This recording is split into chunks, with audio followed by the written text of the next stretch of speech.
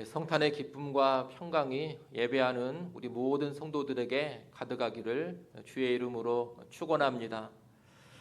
올해 성탄절에는 늘상 있었던 성대한 성탄 축제의 행사라든가 또 화려함이라든가 북적거림이 전혀 없습니다. 어젯밤은 말 그대로 우리 한국교회 역사상 가장 고요한 밤이 된 것 같습니다.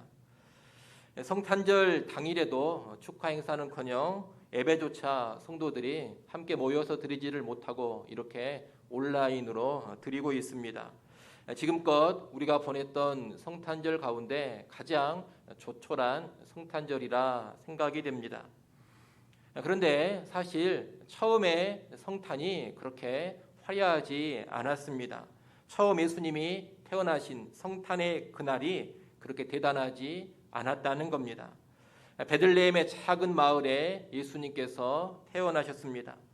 태어나신 예수님 주변에 많은 사람들이 있지 않았습니다. 여러분 한번 생각해 보십시오. 베들레헴에 아기 예수가 태어났을 때 그 주변에 어떤 사람들이 있었겠습니까?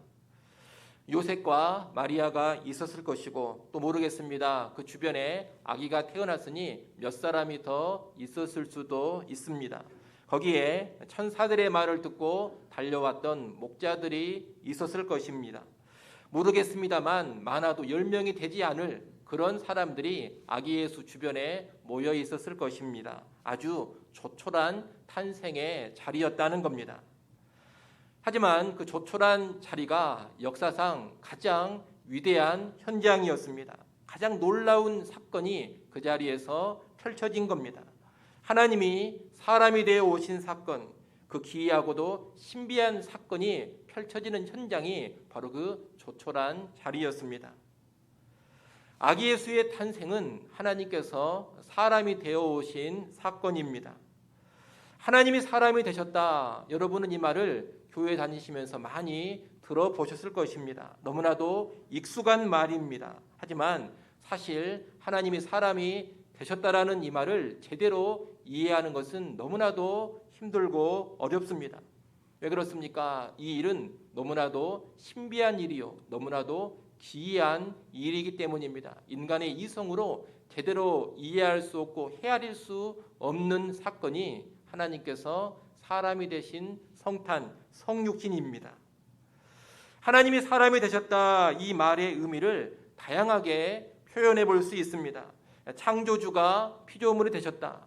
하나님의 신성이 사람의 인성을 취하셨다. 영혼 가운데 계신 분이 시간과 공간 안에 들어오셨다. 무한하신 분이 유한한 세계 안으로 들어오셨다. 역사의 주관자가 역사 안으로 들어오셨다. 심판자가 심판의 대상이 되어 이 땅에 오셨다. 이런 다양한 표현들을 할 수가 있다는 겁니다. 그런데 이런 다양한 표현들은 의미심장하기는 합니다만 좀 관념적이고 추상적입니다. 이런 표현들도 우리가 곰곰이 되씹어 보면서 그 깊은 의미를 묵상하고 깨달아야 할 것입니다. 하지만 하나님께서 사람이 되셨다, 이 말을 좀 더 실제적으로 인식해 볼 필요도 있겠습니다. 필립 얀시의 글이 그런 면에서 많이 인용이 됩니다.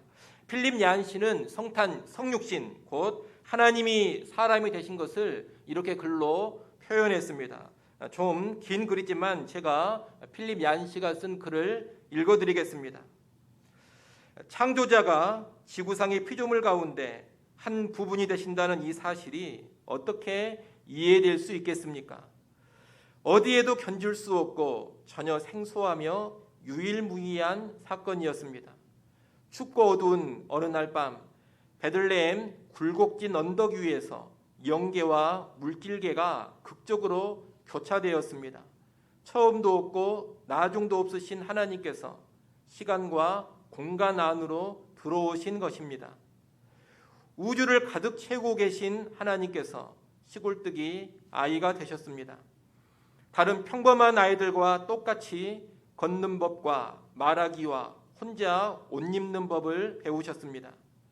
이것은 하나님이 사람의 몸을 입음으로 의도적으로 완전하지 못한 결함 속으로 약점 속으로 들어오신 것을 의미합니다. 그의 전지하심은 그 당시 통용어였던 아람어 발음 하나하나를 배워야 하는 한정된 두뇌로 바뀌었고, 온 우주에 충만하신 그의 편재하심은 두 발로 걷고 때로는 나귀를 타야 하는 모습으로 바뀌었습니다. 그의 전능하심은 나무를 켤 정도의 힘은 있었지만 자기를 방어할 수 없는 나약한 상태로 변하셨습니다. 한눈으로 온 우주의 별들을 바라보시던 그분이 나사렛의 좁은 오솔길과 유대 광야의 바위들과 예루살렘의 복잡한 거리를 쳐다보셨습니다. 물질을 만드신 그 하나님이 물질의 형태를 취하셨습니다. 화가가 자신이 그린 그림의 한 점이 되듯 극작가가 자신이 쓴 연극 대본의 한 등장인물이 되듯이 말입니다. 여러분, 하나님께서 우리와 똑같은 사람이 되어 이 땅에 오셨습니다. 정말로 낮아져 오셨습니다. 왜 하나님이 이렇게 사람이 되어 낮아져 오셨습니까? 자기 백성을 그들의 죄에서 구원하시기 위함입니다. 자기를 위해서 그렇게 오신 것이 아닙니다. 죄인된 우리를 위해서 그렇게 낮아져 오신 겁니다. 사람이 스스로 하나님을 찾을 수 있다면 하나님께서 이렇게 오시지 않았을 것입니다. 하지만 사람은 하나님을 찾지 않습니다. 하나님을 대적하고 떠난 인간입니다. 하나님을 싫어하는 존재가 인간입니다. 여러분, 인간이 하나님을 찾는다고 생각을 하십니까? 천만의 말씀입니다. 우리는 하나님을 찾지 않습니다. 예배 한번 드리자고 해도 그것을 그토록 싫어하는 존재가 우리입니다. 말씀 기도로 하나님과 교제하라고 해도 하지 않는 존재입니다. 다른 것은 다 하면서도 예배하지 않습니다. 다른 수많은 것들은 즐기면서도 하나님과의 교제는 즐거워하지 않습니다. 하나님의 뜻보다는 내 욕망과 내 정욕을 따라서 살아갑니다. 그런 존재가 인간이고 우리가 바로 그런 존재입니다. 하나님이 먼저 찾아오셔서 회복시켜주지 않으면 인간은 절대로 하나님을 찾지 않습니다. 그래서 하나님께서 직접 사람이 되어서 죄인된 인간을 찾아오신 겁니다. 이 인간들이 도무지 하나님을 찾지는 않고 오직 죄와 사망의 길로만 달려가고 있으니 직접 사람이 되어서 살리려고 찾아오신 겁니다. 그 무엇으로도 해결되지 않는 그 패역한 죄의 문제를 자기의 피로 직접 해결하고자 사람 되어 오신 겁니다. 한마디로 전적으로 부패하고 전적으로 타락한 인간을 뜨겁게 사랑하셔서 구원하시고자 친히 사람 되어 오셨습니다. 하나님을 거부하고 뿌리치고 자꾸 하나님을 대적하는 나를 끝까지 사랑하셔서 그런 나를 살리려고 오신 겁니다. 오셔서 죄인된 나를 대신하여 십자가에 죽으셨습니다. 십자가에서 살을 찢기시고 물과 피를 다 쏟으셨습니다. 그리고 부활하셨습니다. 그 죽으심과 부활로 모든 죄와 사망의 권세를 깨뜨려 버리시고 죄로부터의 구원을 이루신 겁니다. 우리를 죄에서 해방시켜 주시고 이제 하나님을 찾는 자들로 새롭게 변화시켜 주신 겁니다. 그런데 이렇게 구원을 위해 사람이 되어 오신 하나님께서 어떤 자리로 오셨느냐? 오늘 본문 6절, 7절 말씀을 한번 보십시오. 6절, 7절 말씀 우리 함께 읽겠습니다. 같이 읽습니다. 거기 있을 그때에 해산할 날이 차서 첫 아들을 낳아 강보로 싸서 구유에 뉘었으니 이는 여간에 있을 곳이 없음이러라. 아멘. 구유라는 말이 나오는데 이 구유라는 것은 짐승의 먹이를 투는 통입니다. 어지간해서는 아이를 낳아서 구유에 두지 않습니다. 그러나 마리아는 아기를 낳고 이 아기를 둘 곳이 없어서 구유에 뉘었다고 합니다.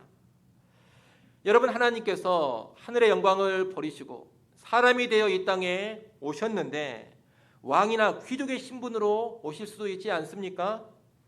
세상에서 가장 부유한 부자의 모습으로 우리를 찾아오셨을 수도 있습니다. 사실 하나님께서 하늘의 영광을 버리시고 사람이 되신 그 자체만으로도 많은 것을 내려놓으신 겁니다. 하늘의 영광을 버리고 사람이 되신 그 자체만으로도 정말 철저하게 낮아지신 겁니다.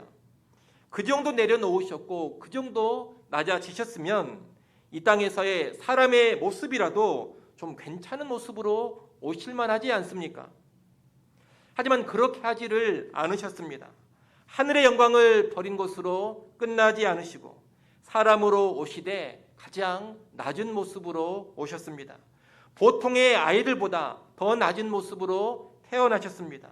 구유에 누이신 것이 그것을 보여줍니다. 구유에 누이신 것은 이처럼 철저하게 완전히 낮아지셨음을 보여주는데 예수님께서 이렇게 오신 데에는 이유가 있습니다. 그것은 예수님께서 누구나 맞이하시고 누구에게나 가시는 분이라는 것을 알려주기 위함입니다. 만약 아기 예수가 세상적으로 고귀하고 높은 신분으로 오셨더라면 평범한 사람들은 그 예수님께 접근하기가 너무나 힘들었을 것입니다. 평범한 사람들은 고귀한 신분으로 오신 아기 예수에게 쉽게 접근하지를 못했을 것입니다. 여러분, 예수님께서 로마 황제의 처아들로 오셨다고 생각해 보십시오. 그 예수님께서 로마 황제의 처아들로 태어나셨더라면 화려한 출생은 되었을 것입니다. 하지만 누가 그 아기 예수에게 갈 수 있었겠습니까? 로마 제국 안에서 아주 쟁쟁한 사람들만 접근할 수가 있었을 것입니다. 그런데 예수님은 그런 분으로 오시지 않았습니다. 예수님은 지극히 평범한 사람들도 찾아올 수 있는 분, 지극히 낮은 신분의 사람들도 거리낌 없이 만날 수 있는 그런 분으로 오셨습니다. 이것을 잘 보여주는 것이 오늘 본문 뒷부분에 나오는, 오늘 본문에 뒤이어서 나오는 목자들의 이야기입니다. 우리가 오늘 본문으로 읽지는 않았습니다만 아기 예수께서 태어나실 때 이 아기 예수를 가장 먼저 찾아온 사람들이 누구냐? 목자들이었습니다. 베들레헴 인근의 들판에서 양을 치고 있던 목자들이 아기 예수를 가장 먼저 찾아왔습니다. 오늘 우리가 생각할 때에는 목자 그러면 대단히 목가적이고 낭만적입니다.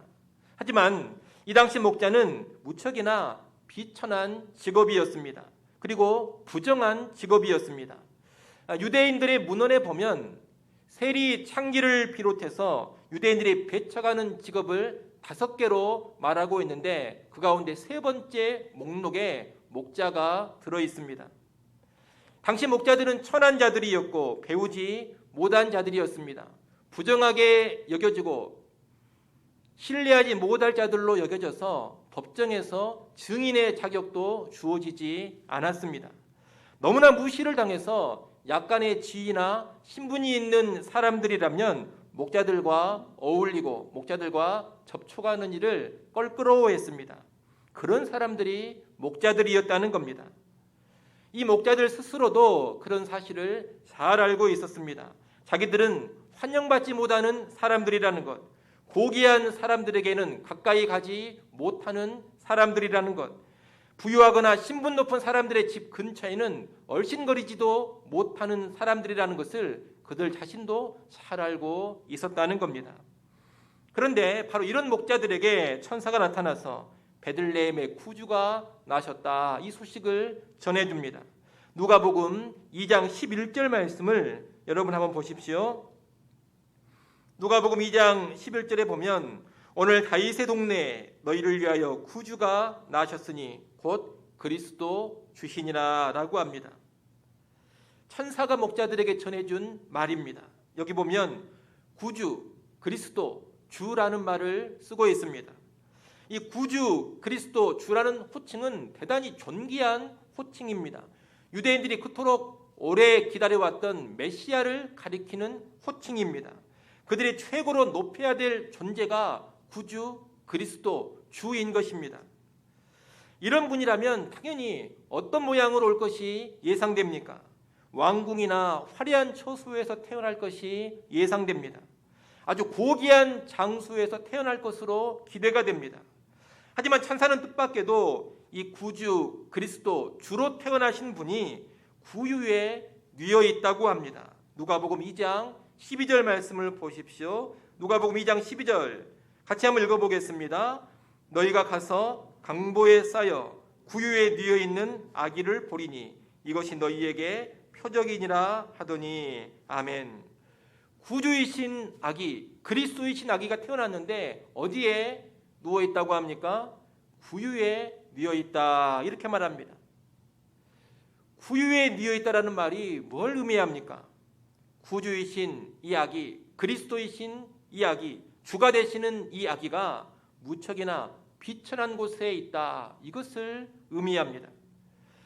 그리스도가 되시고 주가 되시는 이 아기가 대단한 곳에 있지 않습니다. 고상한 곳에 있지 않습니다. 높은 곳에 있지 않습니다. 아주 낮은 곳에 있습니다. 구유, 짐승의 여물통에 있습니다. 다시 말하면 천대받는 목자들, 비천한 목자들이라 하더라도 거리낌 없이 찾아갈 수 있는 곳, 무시당하는 목자들이라 하더라도 아무런 방해 없이 만날 수 있는 곳, 바로 그곳에 구주이신 아기가 있다는 겁니다.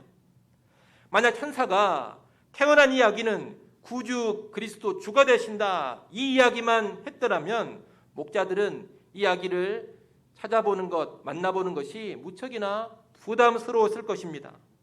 자기들은 아주 비천한 신분인데 이 아기는 구주 그리스도 주라는 신분입니다. 만약 이 아기가 왕궁에 태어났거나 고귀한 집안에 태어났더라면 목자들은 이 아기에게 접근하기가 불가능합니다. 목자들은 그런 분에게 가까이 다가갈 엄두가 나지 않는 겁니다. 하지만 이 목자들은 구주로 나신 아기, 그리스도가 되시고 주가 되시는 아기를 지체 없이 찾아갈 수가 있었습니다. 그것은 이 아기가 구유에 누워 있다는 말 때문입니다. 구유에 누웠다 이 말을 듣는 순간에 이 아기는 무척이나 가난하고 비천한 곳에 있는 것이 분명했기 때문입니다. 목자의 누리도 얼마든지 찾아가서 만날 수 있는 곳에 이 구주가 있구나 이것을 확신하고서 지체 없이 달려간 겁니다. 여러분, 예수님은 이처럼 가장 비천한 존재인 목자들도 아무런 거리낌 없이 찾을 수 있는 분으로 오셨습니다. 비천한 신분의 사람들도 아무런 부담 없이 올 수 있도록 구유에 오신 겁니다. 누가복음 2장에 보면 아기 예수의 출생과 연관해서 예수님이 구유에 누웠음을 3번이나 거듭 말하고 있습니다. 7절에서 말하고 12절에서 말하고 16절에서 말합니다. 이렇게 3번이나 구유에 누인 아기라는 것을 말하고 있는 것은 그분이 낮고 천하게 오신 것을 거듭해서 강조하고 있는 겁니다. 아울러 이것은 예수님은 어느 누구나 만나뵐 수 있는 분, 그분은 또 어느 누구나 찾아가시는 분이라는 것을 강조하는 모습입니다.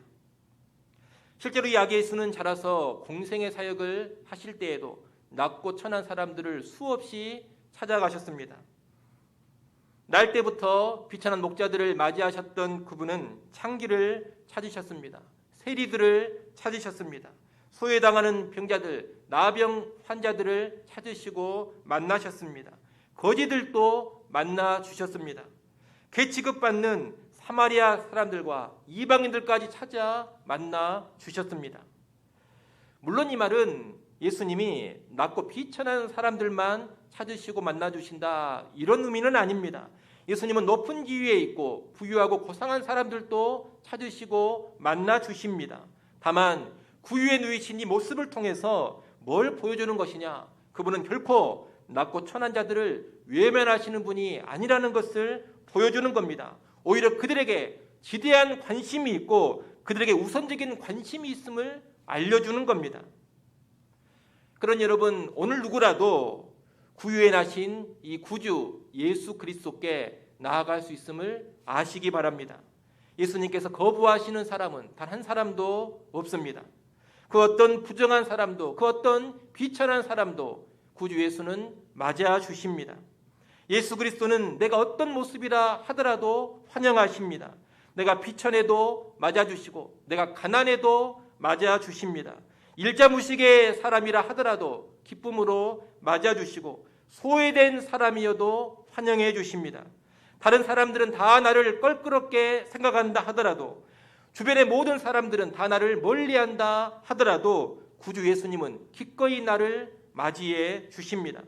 추악한 죄를 짓고서 모든 사람들이 다 나를 외면하고 배척하더라도 예수님 한 분만큼은 나를 따뜻하게 품어 주십니다. 모든 사람들이 나를 손가락질하고 비방한다 하더라도 예수님은 나를 맞이해 주십니다.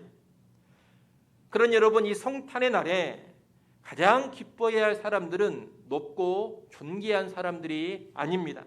낮고 천한 사람들입니다. 사회에서 소외당하는 사람들입니다. 착취당하는 사람들입니다. 손가락질 당하고 비방당하는 부정한 사람들입니다. 죄인들입니다. 자기들의 죄로 인해서 낯뜨거워하고 수치를 당하고 있는 사람들입니다. 그런 사람들이 사실 이 성탄의 날을 가장 기뻐해야 한다는 겁니다. 여러분, 가난하십니까? 비천하십니까? 소외당하고 계십니까? 비방과 손가락질을 당하고 계십니까? 죄로 인해 힘들어하고 죄 때문에 괴로워하고 계십니까? 기뻐하시기를 바랍니다. 바로 그런 여러분을 위해서 예수님께서 사람이 되어 오셨습니다.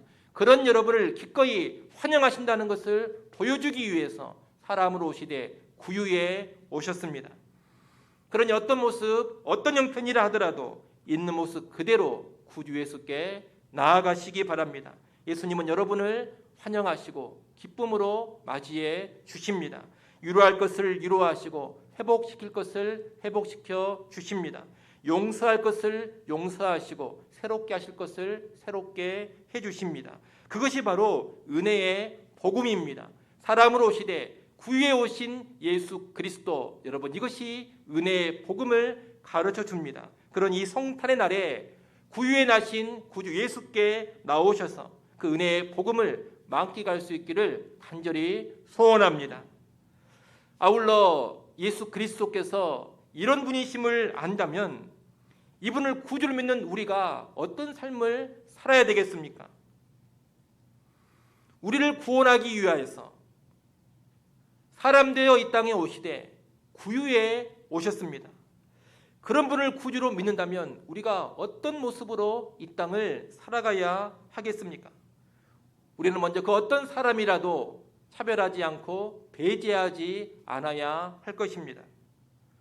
하나님으로 사람이 되어 오신 예수님도 모든 사람을 찾으시고 모든 사람을 맞아 주셨습니다.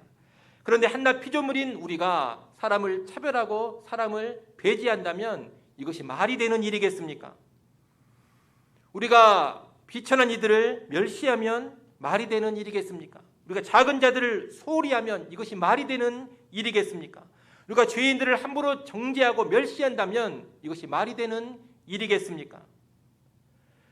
우리가 살아가는 세상은 차별이 일상화되어 있습니다. 이런저런 사람의 외양과 조건을 따지면서 존중할 사람과 멸시할 사람을 나누어서 대합니다. 큰 자를 귀하게 여기고 작은 자들을 업신여깁니다. 의인을 높여주고 죄인은 멸시합니다. 그러나 구주 예수를 믿는 그리스도인이라면, 또 구주 예수를 믿고 있는 공동체, 교회라면 사람을 가리지 않아야 할 것입니다. 예수를 만나러 오는 사람이라면 그 누구라도 환영해야 할 것입니다. 그런 여러분, 구주 예수께 나오는 그 어떤 사람도 막아서지 않기를 바랍니다. 지극히 작은 자들을 환영하시기 바랍니다. 의인보다는 죄인들에게 예수님이 더 필요하다라는 것을 아시고 죄인들을 기쁨으로 맞이하시고 죄인들을 품으시기를 소원합니다. 또한 구주 예수께서 우리를 사랑하사 이 구유에까지 낮아지심을 알고 믿는 신자들이라면 오늘 우리도 사랑으로 섬기기 위해서 낮아질 줄 알아야 할 것입니다. 여러분, 하나님이 나를 사랑하사 사람으로 오셔서 구유에 누우셨습니다. 우리의 구주께서, 그리스도께서, 주께서 짐승의 여물통에 오셨다는 겁니다. 낮은 곳에 임하셨습니다. 그러니 그분을 믿고 따르는 우리가 섬기기 위해서 낮아지지 못할 이유가 무엇입니까? 사랑하며 섬기기 위해서 구유와 같은 곳으로 가지 못할 이유가 무엇입니까? 여물통에 눕지 못할 이유가 무엇이겠습니까? 내가 주께 그런 낮아짐에 놀라운 섬김, 놀라운 사랑을 받았다면 우리 역시 얼마든지 낮아져서 사랑하며 섬길 수 있어야 할 것입니다.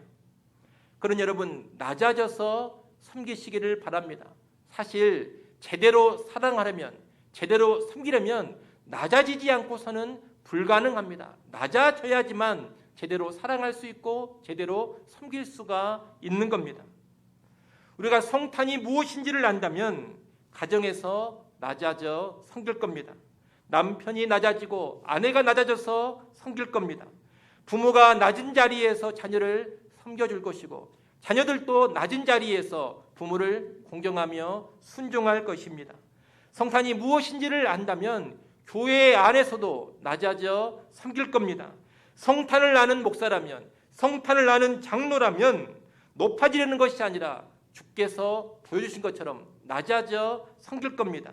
성탄을 알고 있는 성도라면 교회에서 자리다툼하거나 으뜸되려고 싸울 수가 없습니다. 오히려 서로 낮아져서 섬기려고 할 겁니다. 세상에서도 그렇습니다. 성탄을 아는 성도라면 이 세상을 살아갈 때에도 남을 짓밟으며 높아지려고 하지 않습니다. 오히려 낮아져 섬기고자 할 것입니다. 여러분, 이 세상은 자꾸 높아지려고 합니다. 네 능력으로 올라갈 수 있는 만큼 한껏 올라가라고 합니다. 심지어 하나님의 자리로까지 올라가라, 하늘로까지 올라가라. 여러분, 이것이 세상의 모습입니다. 그러나 성탄을 아는 그리스도인들은 결코 그렇게 살지 않습니다. 오히려 낮은 곳으로 나아갑니다. 낮아져서 섬기고자 합니다. 높아질 수 있는 내 능력이 있다 하더라도, 높아질 역량이 있다 하더라도 필요가 있다면 낮은 곳으로 자원해서 나아갑니다.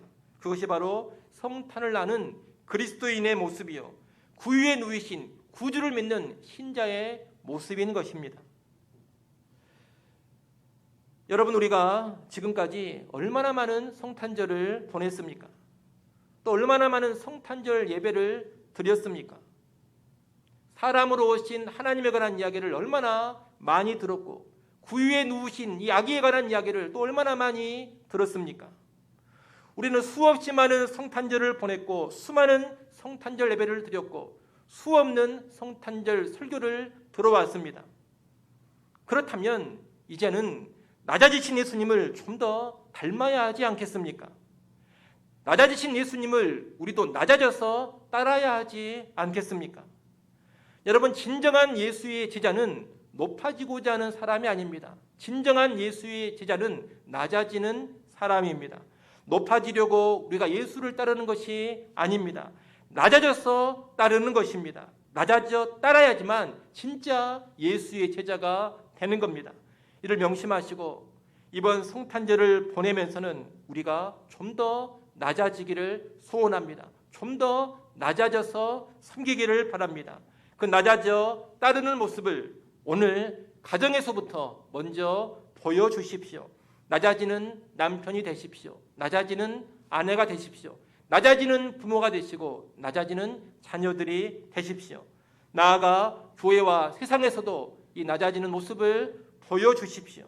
우리가 예수님처럼 구유에도 짐승의 여물통에도 기꺼이 누울 수 있는 사람들이 된다면 세상이 복음을 새롭게 인식하기 시작할 것입니다. 우리 주변의 사람들이 예수 그리스도의 복음을 다시 보기 시작할 것입니다. 그리고 그들도 구유에 누우셨던 구주 예수께 있는 모습 그대로 나오게 될 것입니다. 그런 은혜의 역사가 이번 성탄절을 통하여 풍성하게 나타날 수 있기를 간절히 축원합니다.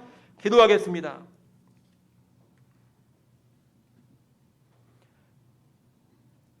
하나님 아버지, 아기 예수가 탄생하신 이 성탄을 기뻐하고 축하하며 예배합니다. 이 성탄절 예배를 통하여서 사람 되어 오신 하나님의 사랑을 우리가 더 깊이 알아가게 하여 주시옵소서.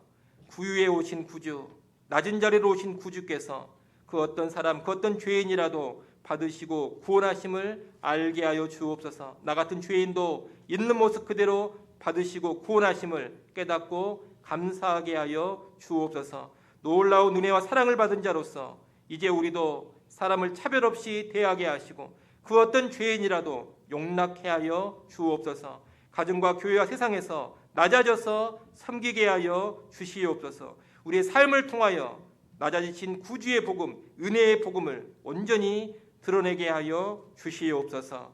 예수님의 이름으로 기도드리옵나이다.